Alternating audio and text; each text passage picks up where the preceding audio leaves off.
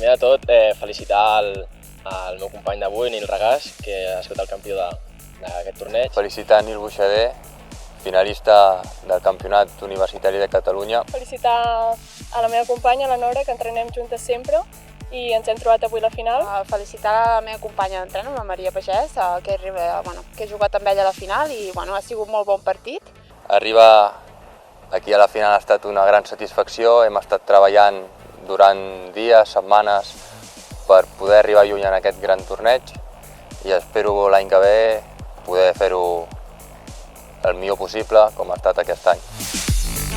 Ha sigut un plaer en general jugar aquest torneig, sobretot per la meva universitat, la Universitat Oberta de Catalunya, ja que m'ha donat moltes facilitats per poder competir tenísticament i aquest torneig m'ha agradat molt, la veritat. El club està molt bé, el tenis de Llebron, i felicitar tot l'equip d'organització i personalment m'he sentit molt ben acollida i m'he sentat bé a pista, així que a seguir endavant. Jugar aquest torneig per mi feia 4 mesos que no jugava perquè vaig estar lesionada i és el primer torneig que jugo i m'he sentit bastant bé dintre del que hi ha.